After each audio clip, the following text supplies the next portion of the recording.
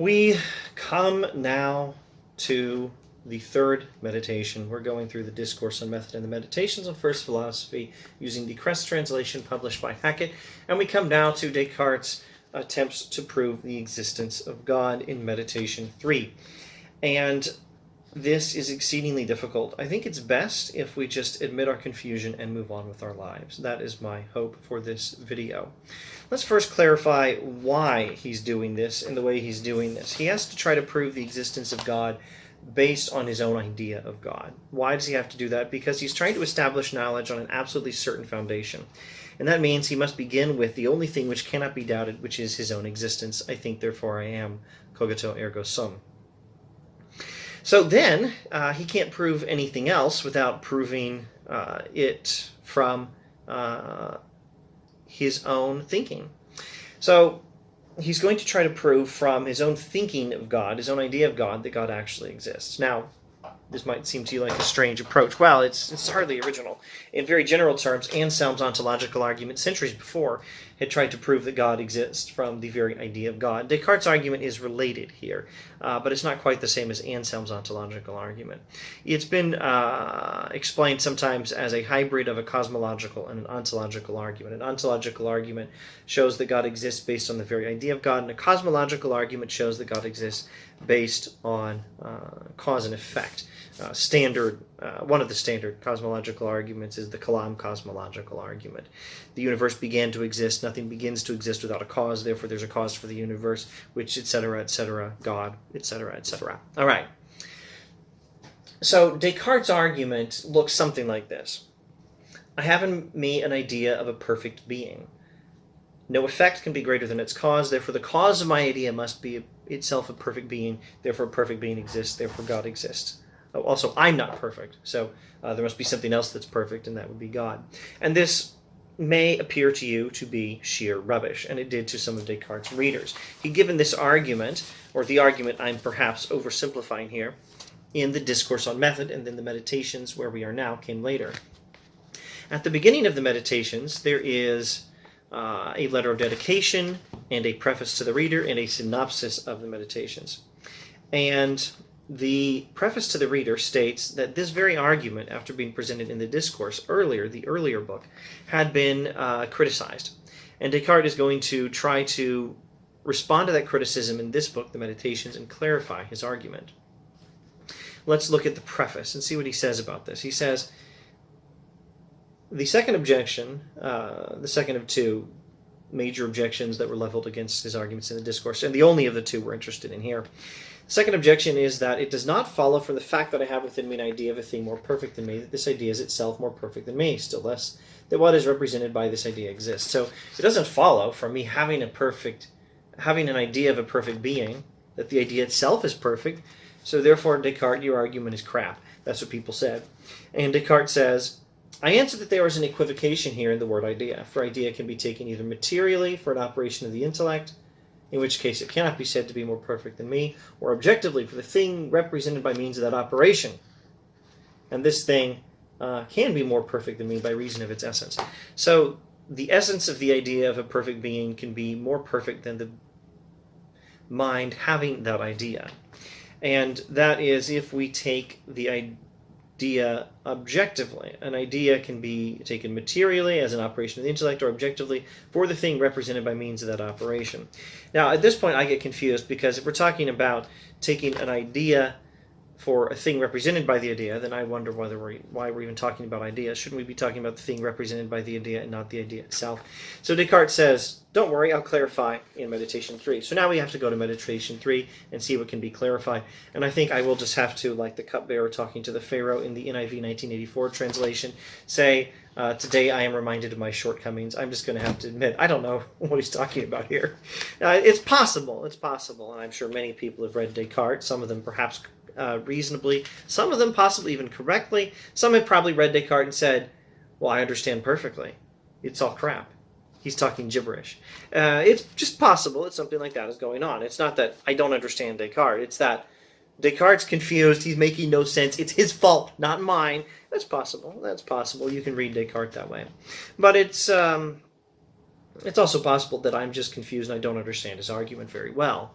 Some of his language might be lost on me. I don't have the necessary expertise in late medieval philosophy, perhaps, or something like that. Anyway, let's see what he says. Meditation 3, I'll skip a lot of his working up to the argument for the existence of God. All right, let's begin with this premise. Now it is indeed evident by the light of nature that there must be at least as much reality in the efficient and total cause as there is in the effect of that same cause. For whence, I ask, could an effect get its reality if not from its cause? Simple, important, straightforward principle, not confusing at all. An effect can be no more real than its cause. A book can be no more real than what caused the book. There can be no more in this stapler than there was in the cause of the stapler. The cause of the stapler had at least as much in it as the stapler its effect. A cause is not greater than an effect is not greater than its cause. Hence it follows, how could the cause give that reality to the effect unless it also possessed that reality? An effect can have no more reality than its cause. If there is so much reality in an effect, there is equal or greater reality in its cause. If there's some amount of reality in this pen, its cause must have at least as much reality. Hence it follows that something cannot come into being out of nothing, and also that what is more perfect, that is, what contains in itself more reality, cannot come into being from what is less perfect. And this is manifestly true also for ideas. This is manifestly true not merely for those effects whose reality is actual or formal, but also for ideas in which only objective reality is considered. So, if I have an idea of, I'll read his words in a moment, but let me try to give this rough paraphrase of what he's about to say. If I have an idea of a stapler, my idea of the stapler has within it a certain amount of reality. And therefore, the cause of that idea must have at least as much reality. There can be in me, he says, no idea of heat, or of a stone, or of a stapler, unless it is placed in me by some cause that has at least as much reality as I conceive to be in the heat or in the stone. So when I have an idea of a stone, or of a stapler, I'm conceiving a certain amount of reality in the stone, or in the stapler. So that idea must have for its cause something that has at least as much reality.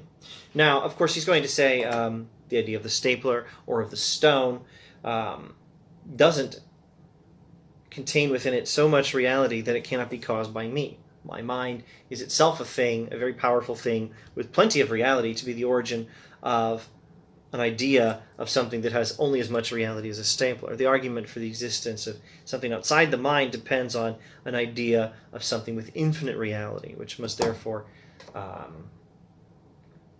the idea itself contain as much, so much reality that cannot be caused by my mind, which is powerful, compared to a stapler, but not powerful compared to infinity. My mind is of limited power. I am imperfect. The mind cannot be the cause of its own idea of a perfect being.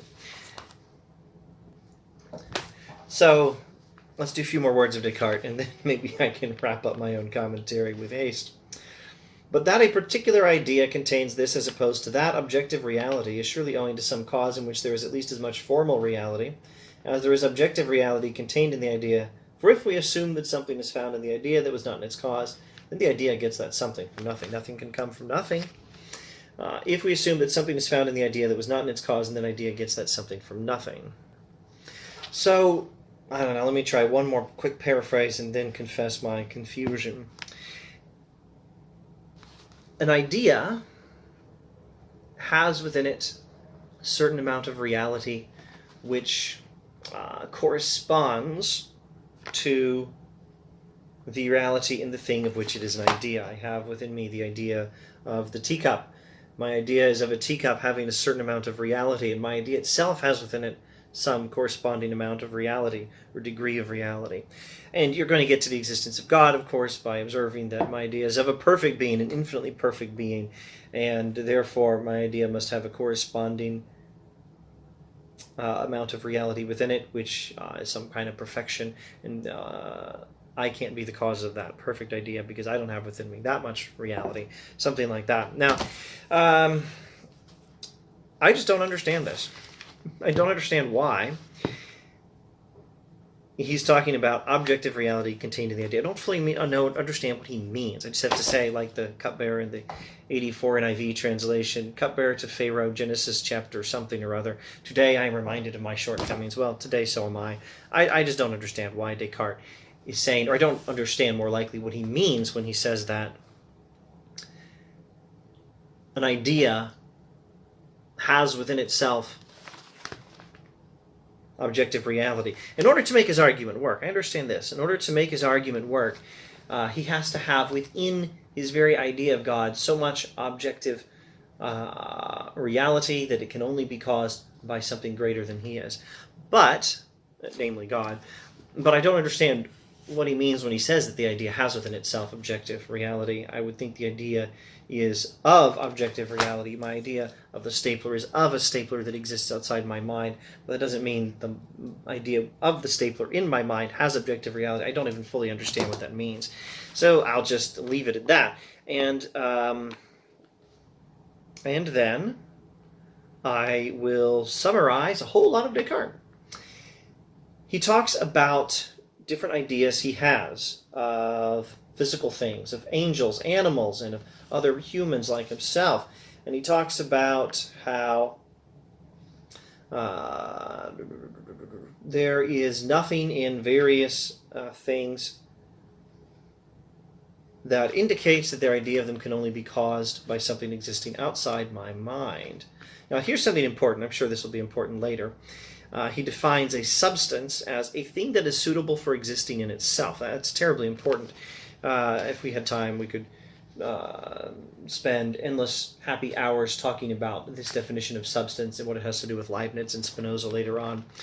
A substance is a thing that is suitable for existing in itself. Anyway, he talks about then the idea of God. He talks about himself being a substance and says there's more reality in an infinite substance than there is in a finite one, and the perception of the infinite is prior to the perception of the finite.